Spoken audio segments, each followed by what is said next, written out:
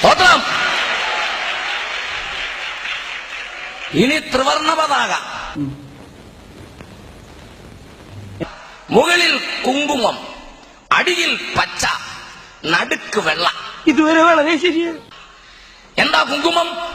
ധീരതയെയും ത്യാഗസന്നദ്ധതയെയും സൂചിപ്പിക്കുന്നു. അടിക്കാനും ഇടിക്കാനും തല്ലാനും കുത്താനും കഴിവുള്ളവനാണ് മുകളിൽ കാണുന്ന ഈ കുങ്കുമം.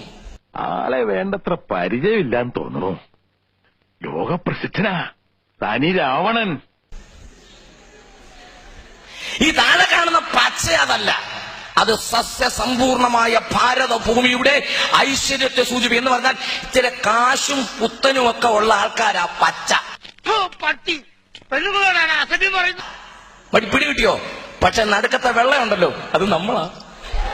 അറിയാവുന്ന ആരെ കൊണ്ടെങ്കിലും താൻ രക്ഷ എഴുതി കെട്ടിച്ചോ, തനിക്കാണ്ട് വലിയ കുഴപ്പം തുടങ്ങുക. മനസ്സിലായവർക്ക് ആ ദൈവത്തെ സ്തുതിക്കുന്നു. വെള്ള നടുക്ക് വന്നതിനാൽ ദൈവത്തെ വാഴ്ത്തുകയാണ്. ദേശീയ പതാകയുടെ നടുക്ക് വെള്ള കൊണ്ടുവന്ന എന്റെ ദൈവത്തിന് സ്തോത്രം, വെള്ള കൊണ്ടുവന്ന എന്റെ ദൈവത്തിന് സ്തോത്രം. ഇതെന്ത് മുതല? ഇതൊരു അസുഖമാ.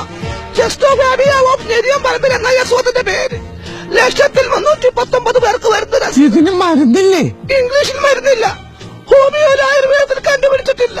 എന്റെ വിധി. തീർന്നില്ല. ഈ ചക്രം ഉണ്ടല്ലോ, ഈ അധികാരത്തിന്റെ ചിഹ്നം അശോകചക്രം, അത് വെള്ളയല്ല. അത് പച്ചയ്ക്കും കൊടുത്തില്ല, കുങ്കുമത്തിന് ദൈവം കൊടുത്തില്ല, അത് വെള്ളയ്ക്കാ വന്ന glory.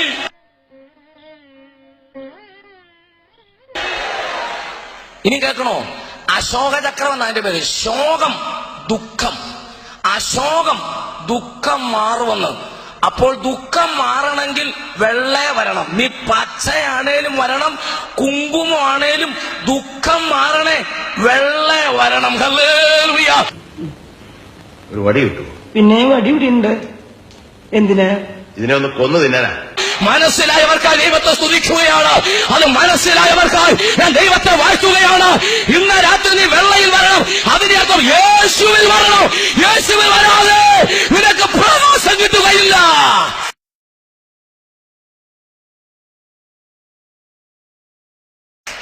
Praise the Lord. Amen. പട്ടി തെണ്ടി നായിന്റെ വണ്ടി